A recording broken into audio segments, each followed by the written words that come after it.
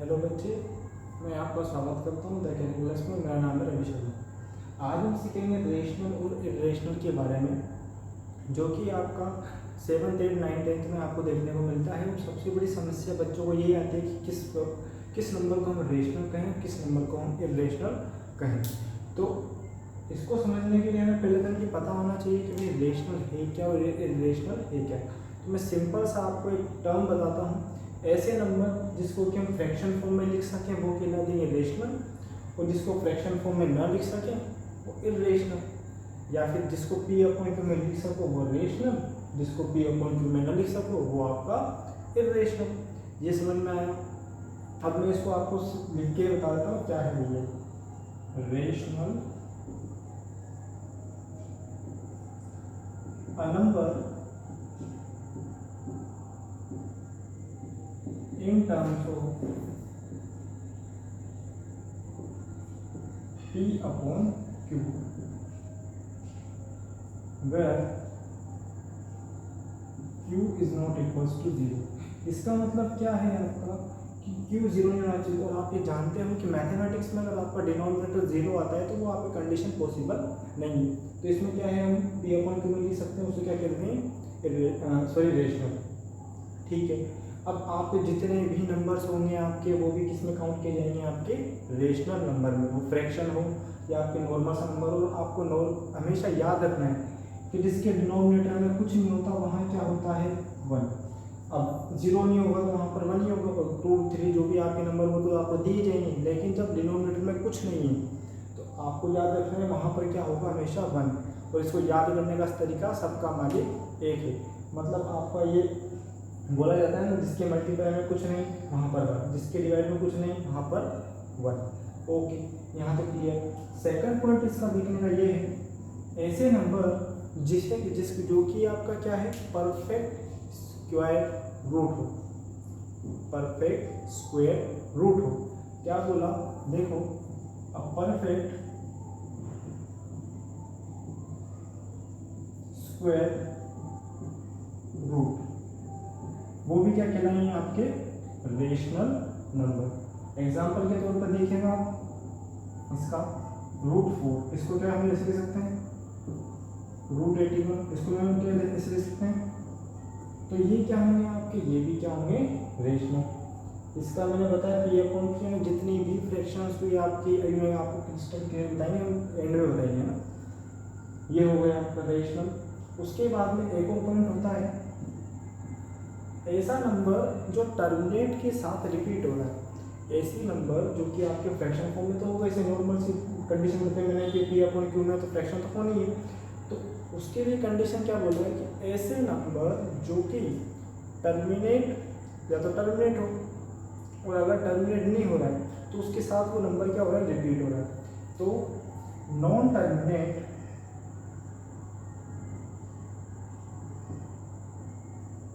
With repeating,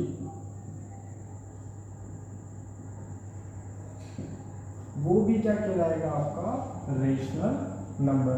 example के तौर पर देखिएगा 1/3, इसको क्या मैं ऐसे लिख सकता हूँ, 0.33 डैश डैश डैश डैश, जो आपकी मर्जी पड़ जहाँ तक। मतलब नॉन टर्मिनेट मतलब क्या होता है, ऐसी संख्या जो खत्म नहीं हो रही है और उसके साथ साथ रिपीट होती है। देखो 3 कितनी बार रिपीट हो रहा है, तो इसको मैं ऐसे लिख सकता हूँ 0.3 का बार। इसको रिकरिंग सिंबल बोलते हैं, ये आपका रिपीट होता रहता है। ठीक है, तो आपका ये क्या हो जाएगा, ये पूरी कंडीशन किसकी है, रेशनल की। क्या है ये, हमने क्या बताया, सबसे पहले पी अपॉन क्यू में होना चाहिए, उसके साथ में परफेक्ट स्क्वायर रूट होना चाहिए, और अगर वो और ये होना चाहिए नॉन टर्मिनेट के साथ रिपीट होना चाहिए। वो नंबर्स क्या कहलाते हैं, आपके रेशनल नंबर। अब जस्ट इसका एंटोनिम कह सकते हो आप किसको, इरेशनल। तो देखिएगा मैं इसको इरेज करने जा रहा हूँ, अब मैं इरेशनल को आपको डिफाइन करूँगा। तो मैं इसको इरेज कर देता हूँ, ठीक है, ध्यान से देख लीजिए आप इसको। अब हम हेडिंग देंगे क्या, इरेशनल नंबर। तो देखिएगा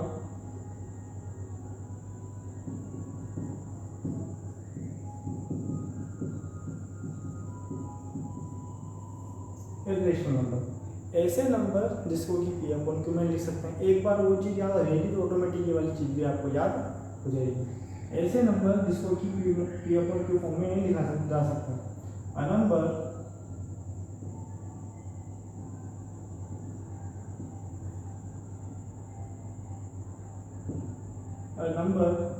can't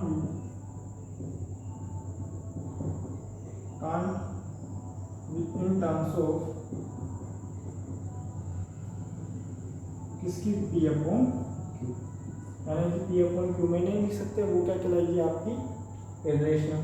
सेकंड की पॉइंट क्या होगा इसका, नंबर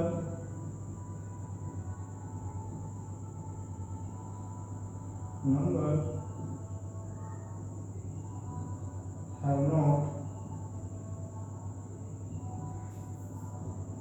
perfect square रूट। मतलब क्या है इसका, जैसे कि रूट 5 इसको हम सोल्व नहीं कर सकते, रूट 7 इसको हम सोल्व नहीं कर सकते, रूट 11। ऐसे नंबर जो कि आपको क्या हो परफेक्ट स्क्वायर रूट ना हो वो क्या होंगे आपके इरेशनल। लास्ट और इम्पोर्टेंट आपका नंबर, अब नंबर ले लेंगे नॉन टर्मिनेट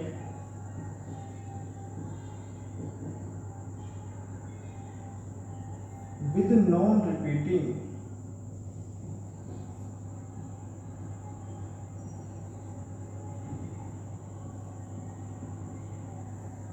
उसको भी क्या कह देंगे हम, इररेशनल। एग्जांपल के तौर पर देखिएगा ध्यान से 1.12 1 2 3 1 2 3 4 dash dash dash dash dash. तो देखिएगा आप इसमें कंडीशन कैसे इसमें सेटिस्फाई होगी, पहले 1 2 आया, फिर 1 2 3 आया, फिर 1 2 3 4, यानी कि हर एक टैग में आपका नेक्स्ट डिजिट क्या है कि कुछ बढ़ के मिल रहा है आपको। तो इसको कि ये तो खत्म हो गई क्योंकि डैश डैश लगा हुआ है तो नॉन टर्मिनेट, ठीक है। उसके साथ में नॉन रिपीटिंग जो कि कंडीशन को यहाँ पर सेटिस्फाई कर जाएगी, तो ये क्या कर जाएगी आपकी इररेशनल नंबर। तो ये क्या था आपका रेशनल और इररेशनल। अब आपको एक चीज़ माइंड में खटक रही होगी कि यार ये टर्मिनेट और नॉन टर्मिनेट क्या है, कब तो टर्मिनेट होगा और कब टर्मिनेट होगा। तो ये कंडीशन भी आप क्लियर कर लो, क्योंकि जब जब आपकी कंडीशन आती है तब तब आपके टर्मिनेट और नॉन टर्मिनेट कहीं ना कहीं जाके आपको दिक्कत करते हैं। तो हम क्या करेंगे उसको भी समझते हुए चलते हैं। हालांकि टॉपिक आपका रेशनल इररेशनल, लेकिन अगर हम इसको भी देख लेते हैं तो आपका ये जो पॉइंट है इररेशनल रेशनल का ये बिल्कुल खत्म हो जाएगा आपका, ठीक है। तो मैं आपको जस्ट बेसिक सा इंट्रोडक्शन दे देता हूँ कि भैया है क्या इसमें, ठीक है।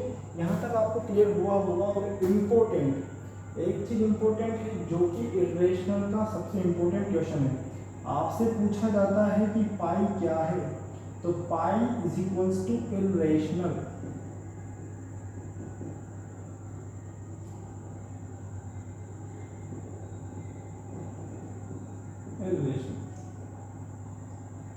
सबसे इम्पोर्टेंट, क्योंकि आपके एग्जाम में पूछा जाता है कि पाई क्या है, इररेशनल। क्यों है बच्चे, क्योंकि इसमें आप बोलते हो 22.7 होता है, हाँ जी होता है, लेकिन जब उसको हम सिंप्लीफाई करने जाते हैं तो वहाँ पर कंडीशन बैठती है क्या, नॉन टर्मिनेट के साथ नॉन रिपीटिंग कंडीशन बैठ जाती है। ओके, तो आपका वो कंडीशन क्या आ जाएगी, आपकी इररेशनल की कंडीशन में उसको काउंट किया जाएगा। ओके, याद रखना है इसको आपको। तो ये इंपॉर्टेंट कीवर्ड्स हैं आपके जो कि आपने याद करना है रेशनल इररेशनल के लिए। अब हम देखने जा रहे हैं किसको, terminate and non terminate condition को। तो मैं इसको इरेज कर देता हूँ, ठीक है।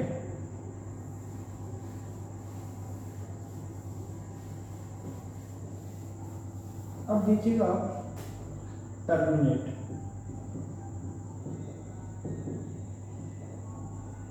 टर्मिनेट मतलब कोई चीज खत्म हो रही है, और नॉन टर्मिनेट जो कि खत्म नहीं हो रही है। आप भी बोलते हो ना कि ये तो इंसान ही टर्मिनेट हो गया, या फिर ये इसके जो काम है टर्मिनेट हो गया, यानी कि खत्म हो चुका है।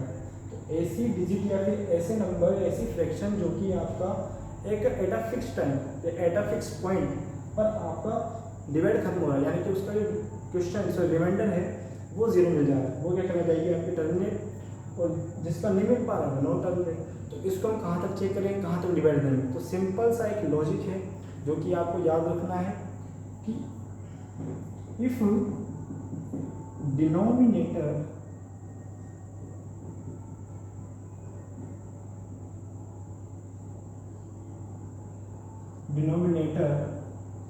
have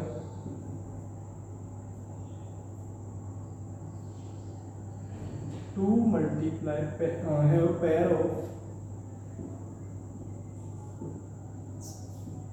2 multiply 5, अगर कोई या n, यहाँ पर n लिखा, यानी कि 2 और 5 की पेयर में कोई आपका डिनोमिनेटर में ऐसा कोई पेयर दिख रहा है तो वो टर्मिनेट होगी, अदरवाइज वो आपका टर्मिनेट नहीं होगी। तो जस्ट आपने मैंने बोल दिया इफ डिनोमिनेटर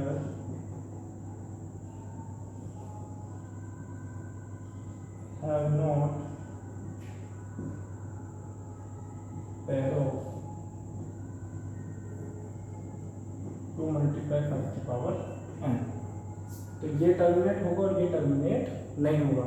अब इसमें ऐसा क्या है कि अगर आपका या तो ये दोनों प्रेजेंट हो या फिर एक प्रेजेंट हो, इसको ऐसे समझेगा आप कि अगर आपकी फैमिली में 2 मेंबर है जिसका एक का नाम है 2 और एक का नाम है 5, यानी कि अपने से रिलेट करो कि आपकी फैमिली में 2 मेंबर है, एक तो आप हो, एक आपके पिताजी हैं। आपको कहीं पे इनविटेशन आया हुआ है तो अगर आप जाओ या आपके पिताजी जाएँ या फिर आप दोनों जाएँ, रिप्रेजेंट तो आप अपनी फैमिली को करोगे। तो जस्ट लाइक दिस टर्मिनेट में क्या है आपका 2 मिले या 5 मिले या दोनों मिले, तो वो कंडीशन क्या होगी आपकी टर्मिनेट। अब जस्ट अपोजिट इसमें क्या है, फैमिली मेंबर जा रहा है लेकिन उसके साथ एक और मेंबर एड ऑन होगा, यानी कि इन दोनों के अलावा अगर एक और नेक्स्ट पर्सन प्रेजेंट होता है तो क्या वो हमारी फैमिली का होगा, तो नहीं होगा। तो जस्ट वो क्या हो जाएगी टर्मिनेट। मतलब कहने का ये मतलब है कि 2 और 5 तो ठीक है, मिलेंगे मिले ना मिले हमें मतलब नहीं है। अगर ये मिल भी जाए और इनके साथ अगर कोई नंबर मिल रहा है, एक्स्ट्रा नंबर मिल रहा है, तो वो क्या कहला जाएगा आपका नॉन टर्मिनेट कंडीशन हो जाएगा। एग्जाम्पल भी बता देता हूँ मैं आपने इसका नॉन टर्मिनेट का एग्जाम्पल 7/15। अब आप कहोगे इसको मैं कैसे पैदा करूँ, 7/15 को मैं क्या 3 × 5 लिख सकता हूँ। अब आप कहोगे तो टर्मिनेट होना चाहिए, भैया टर्मिनेट की कंडीशन मैंने बोली थी कि 2 और 5 में लो, लेकिन extra member are not allowed. कौन प्रेजेंट आएगा आपका 3, तो ये क्या हो जाएगा बच्चे नॉन टर्मिनेट। क्या हो जाएगा ये नॉन टर्मिनेट।